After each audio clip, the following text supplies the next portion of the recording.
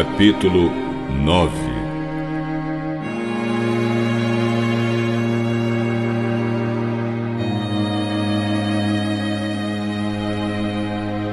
E Jesus terminou dizendo: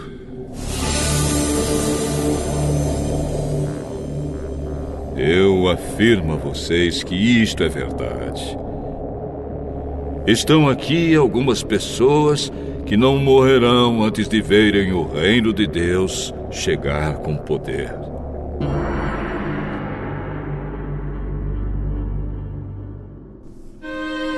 Seis dias depois, Jesus foi para um monte alto, levando consigo somente Pedro, Tiago e João.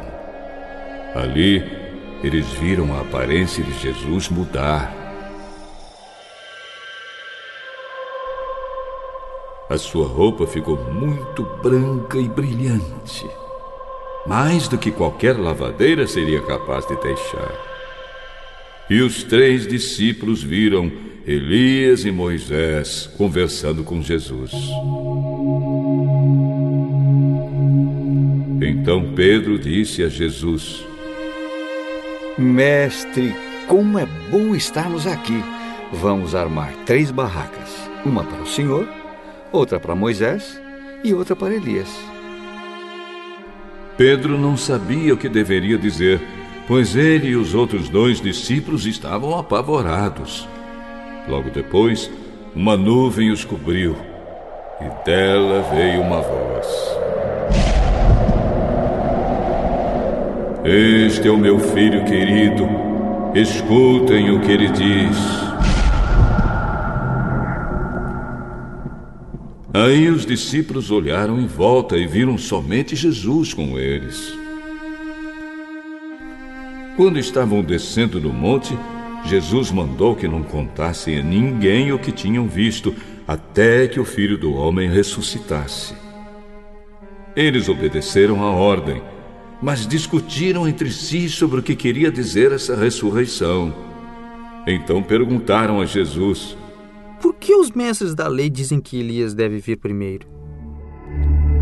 É verdade que Elias vem primeiro para preparar tudo. Mas por que é que as Escrituras Sagradas afirmam que o Filho do Homem vai sofrer muito e ser rejeitado? Eu afirmo a vocês que Elias já veio, e o maltrataram como quiseram, conforme as Escrituras dizem a respeito dele.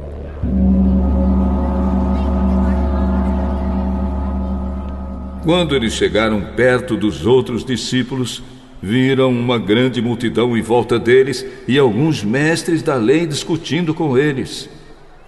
Quando o povo viu Jesus, todos ficaram admirados e correram logo para o cumprimentarem.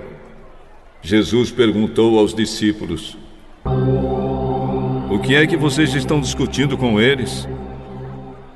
Um homem que estava na multidão respondeu: Mestre, eu trouxe meu filho para o Senhor, porque ele está dominado por um espírito mau e não pode falar. Sempre que o espírito ataca o meu filho, joga-o no chão, e ele começa a espumar e a ranger os dentes, e ele está ficando cada vez mais fraco. Já pedi aos discípulos do Senhor que o expulsassem o espírito, mas eles não conseguiram. Jesus disse: Gente sem fé, até quando ficarei com vocês? Até quando terei de aguentá-los? Tragam o menino aqui. Quando o levaram, o espírito viu Jesus e sacudiu com força o menino. Ele caiu e começou a rolar no chão, espumando pela boca.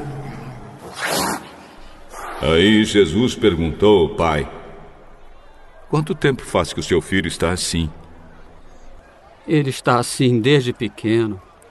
Muitas vezes o espírito joga no fogo e na água para matá-lo. Mas se o Senhor pode, então nos ajude. Tenha pena de nós.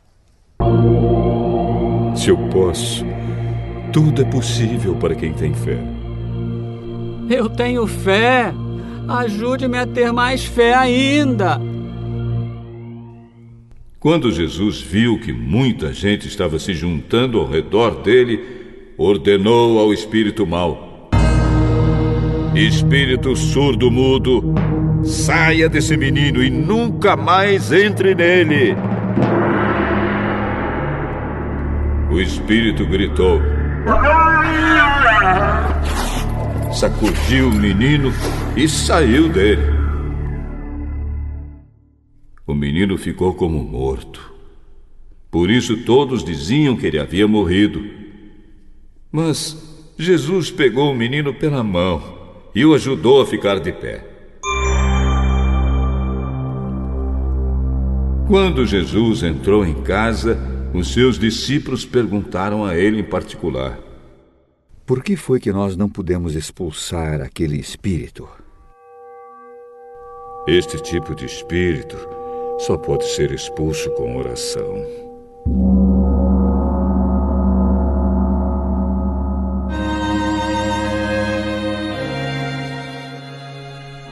Jesus e os discípulos saíram daquele lugar e continuaram atravessando a Galileia. Jesus não queria que ninguém soubesse onde ele estava, porque estava ensinando os discípulos. Ele dizia a eles: o Filho do Homem será entregue nas mãos dos homens, e eles vão matá-lo, mas 3 dias depois ele ressuscitará.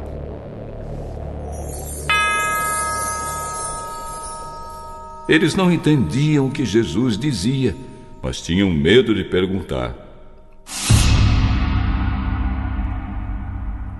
Jesus e os discípulos chegaram à cidade de Cafarnaum. Quando já estavam em casa, Jesus perguntou aos 12 discípulos: o que é que vocês estavam discutindo no caminho? Mas eles ficaram calados, porque no caminho tinham discutido sobre qual deles era o mais importante. Jesus sentou-se, chamou os 12 e disse: se alguém quer ser o primeiro, deve ficar em último lugar e servir a todos. Aí segurou uma criança e a colocou no meio deles, e abraçando-a, disse aos discípulos: aquele que, por ser meu seguidor, receber uma criança como esta, estará também me recebendo. E quem me receber, não recebe somente a mim, mas também aquele que me enviou. João disse: mestre, vimos um homem que expulsa demônios pelo poder do nome do Senhor, mas nós o proibimos de fazer isso porque ele não é do nosso grupo. não o proíbam, pois não há ninguém que faça milagres pelo poder do meu nome e logo depois seja capaz de falar mal de mim. Porque quem não é contra nós é por nós. Eu afirmo a vocês que isto é verdade. Quem der um copo de água a vocês, porque vocês são de Cristo, com toda certeza receberá a sua recompensa. Quanto a estes pequeninos que creem em mim, se alguém for culpado de um deles me abandonar, seria melhor para essa pessoa que ela fosse jogada no mar com uma pedra grande amarrada no pescoço.